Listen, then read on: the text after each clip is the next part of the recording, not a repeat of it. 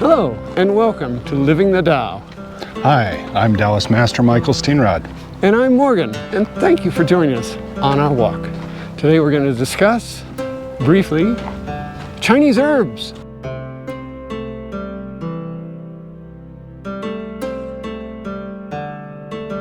What's the effect of Chinese herbs?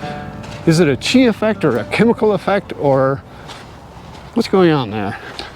It can be both. It depends on what part of herbalism you're studying. Essentially what you have to do is the way we have qi is primarily that we absorb it from our environment. And that can be done through food, or it can be done through direct absorption from the environment.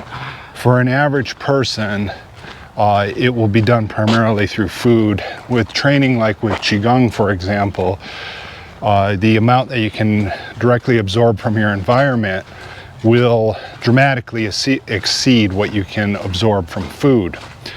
Now, foods essentially fall into two categories. Foods that have nutritional value and or foods that have high qi value. And when a food has a high qi value, it's called an herb.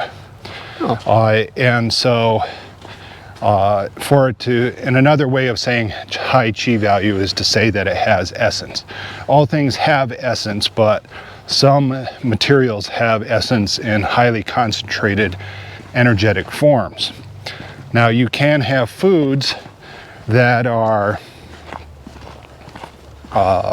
have good nutritional value, but yet very poor essence, and you can have herbs that have high essence value but almost no nutritional value.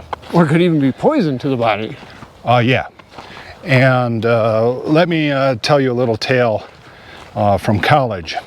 So when I was doing my undergrad work, one of the degrees that I was pursuing was in biology/physiology. And I realized at one point that there was and I won't use the brand name, pre-made spaghetti and meatballs in a can that would go on to sale because, of course, as a scholarship-based poor college student that needed about 8,000 calories per day. Because you were working out, training was soon too. Yeah, that I needed to find cheap food sources as often as possible. And so I'm looking at the nutritional value and the caloric value of this, and by calculation, it should be a fine food. So I started eating these pre-made spaghetti and meatballs regularly. But over time, I gradually started to lose more and more energy and just not feel as good. And I'm sitting there going, well, I mean, I'm taking all the essential nutrients in. Why am I not feeling as good? Yeah. And this included a wide variety of other supplementations and such like that. But we're talking these guys became like my major calorie source.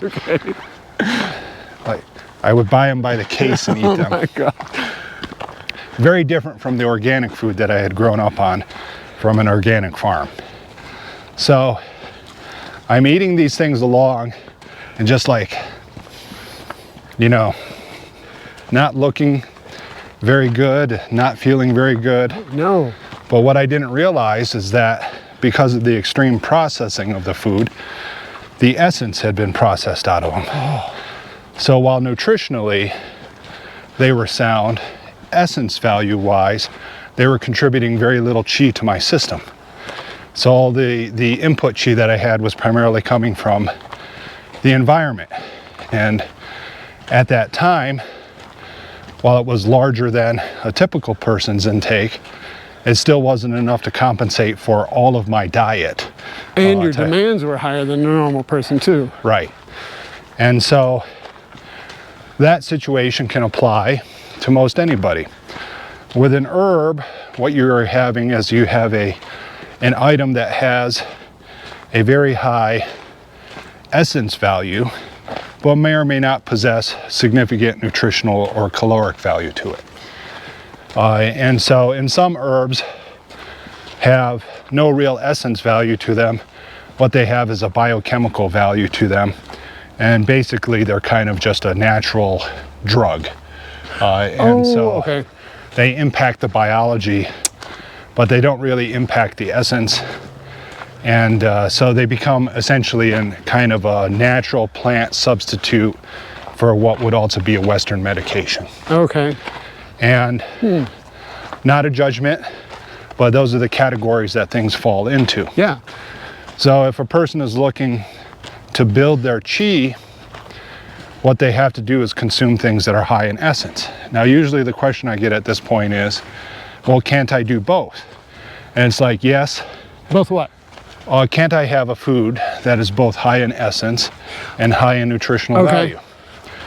Well-grown food, typically the organic clusters, so the foods that were actually grown, you know, as food things should be grown, have much higher essence than food things that are grown in ways that food shouldn't be grown. The difference is the essential value, or so the essence value, not the nutritional value. The nutritional value may be identical. The major difference is going to be in the value of essence.